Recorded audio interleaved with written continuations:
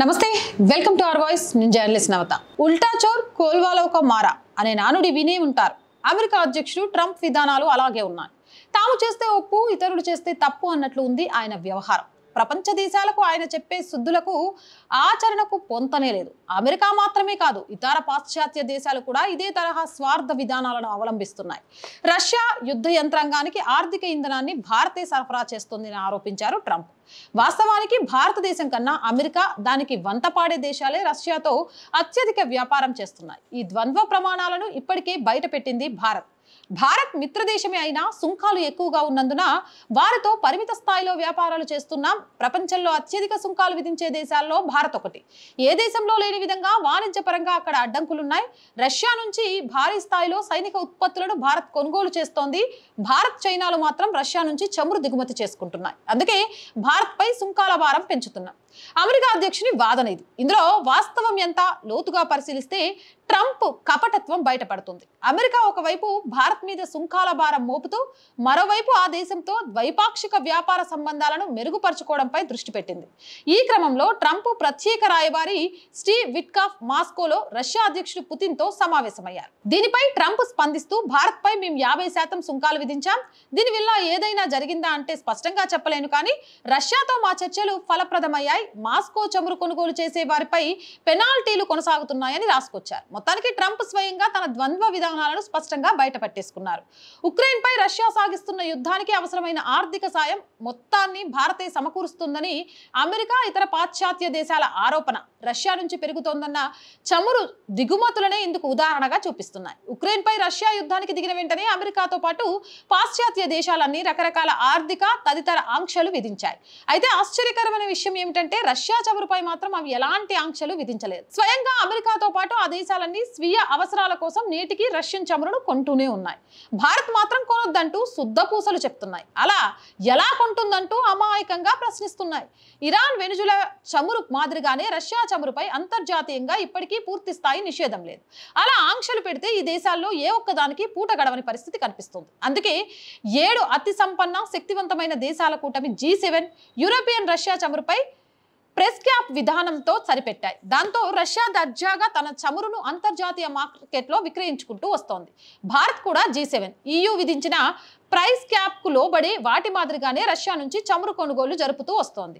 అది కూడా పూర్తి చట్టబద్ధంగా, అత్యంత పారదర్శకంగా. ఈ విషయంలో ఒక అంతర్జాతీయ నిబంధనను గాని చట్టాన్ని గాని ఉల్లంఘించడం లేదు.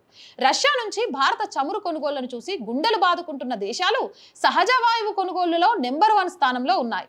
గత జూన్లో EU దేశాలన్నీ కలిసి రష్యా సహజ వాయువు కొనుగోలు కోసం ఏకంగా $120 కోట్ల ఖర్చు చేశాయి. ఈ విషయంలో ఫ్రాన్స్, హంగారీ, నెదర్లాండ్, స్లోవేకియా అగ్రస్థానంలో ఉన్నాయి. రష్యా నుంచి రిఫైన్డ్ పెట్రో ఉత్పత్తుల కొనుగోలులో కూడా నాటో దేశాలదే అగ్రస్థానం. తుర్కీయే అయితే రష్యా రిఫైన్డ్ పెట్రో ఎగుమతుల్లో ఏకంగా 26% సొంతం చేసుకుంది. ఈ విషయంలో భారత్ వాటా అక్షరాల 0. ఇవన్నీ గమనిస్తే నిజానికి రష్యా యుద్ధ తంత్రానికి పూర్తి స్థాయిలో ఆర్థిక సాయం చేస్తూ వస్తున్నది అమెరికా, పాశ్చాత్య దేశాలు మాత్రమేనన్నది స్పష్టంగా కనిపిస్తుంది. భారత్ తన చమురు అవసరాల్లో ఏకంగా 38% రష్యా నుంచే కొనుగోలు చేస్తోంది. కానీ ఈ విషయంలో అగ్రతాంబూలం మాత్రం చైనాది. అది ఏకంగా 47% చమురు కొంటోంది. పాశ్చాత్య దేశాలతో పాటు వాటి మిత్ర దేశాలు కూడా రష్యా చమురును నమ్ముకునే మనుగడ సాగిస్తున్నాయి. ఇవన్నీ గమనిస్తే అమెరికా, పాశ్చాత్య దేశాలు ఆత్మవంచనకు పాల్పడుతున్నాయి. అంతర్జాతీయ ఇంధన మార్కెట్లో నానాటికి పెరిగిపోతున్న భారతదేశ ప్రభావాన్ని చూసి ఓర్వలేకపోతున్నాయి. అదే సమయంలో తాము మాత్రం చడీ చప్పుడు లేకుండా అదే రష్యా నుంచి ఓపెన్ మార్కెట్ ముసుగులో చమురు కొనుగోలు చేస్తూ ఉన్నాయి. ఒకవేళ భారత్ రష్యా నుంచి చమురు కొనుగోలు చేయకపోతే అంతర్జాతీయంగా చమురు ధరలు ఆకాశాన్ని అంటుతాయి. బ్యారెల్ ఏకంగా $200 దాటేస్తుంది. అది మొత్తం ప్రపంచ దేశాలన్నిటినీ కోలుకోలేని దెబ్బలేని అంతర్జాతీయ చమురు రంగ నిపుణులు హెచ్చరిస్తున్నారు. రష్యా నుంచి తమ దేశ అవసరాల కోసం చేసుకుంటున్న దిగుమతుల గురించి తనకు తెలియదని, అసలు ఏం జరుగుతుందో తెలుసుకుంటానని బుకాయించారు అమెరికా అధ్యక్షుడు ట్రంప్. ఇందులోనే ఆయన ద్వంద్వ ప్రమాణాలు స్పష్టంగా బయటపడ్డాయి. అమెరికా, రష్యా మధ్య బలమైన వాణిజ్య బంధం కొనసాగుతోంది. అణు ఇంధన పరిశ్రమల కోసం అమెరికా కంపెనీలు రష్యా నుంచి యురేనియం హెక్సాఫ్లోరైడ్ ని దిగుమతి చేసుకుంటున్నాయి. అలాగే ఎలక్ట్రిక్ వాహనాల కోసం పల్లాడియం ను, వ్యవసాయం కోసం ఎరువులను దిగుమతి చేసుకుంటున్నాయి. అమెరికా అధ్యక్షుని బుకాయింపులు గణాంకాల సాక్షిగా బహిర్గతమయ్యాయి. ఆయన మాటల్లోని ద్వంద్వ ప్రమాణాలు ప్రయత్నాలను భారత విదేశాంగ శాఖ ఇప్పటికే ఎండగట్టింది. 2024లో అమెరికా రష్యా మధ్య $5.2 బిలియన్ వాణిజ్యం జరిగింది. ఇందులో $3.5 బిలియన్ వాణిజ్యం సరుకులకు సంబంధించినవే. అమెరికా నుంచి రష్యాకు $528.3 బిలియన్ ఎగుమతులు జరిగాయి. రష్యా నుంచి అమెరికా $3 బిలియన్ సరుకులు దిగుమతి చేసుకుంది. అంటే రష్యాతో అమెరికాకు $2.4 బిలియన్ వాణిజ్య లోటు ఉన్నట్టు దీన్ని బట్టి తెలుస్తోంది.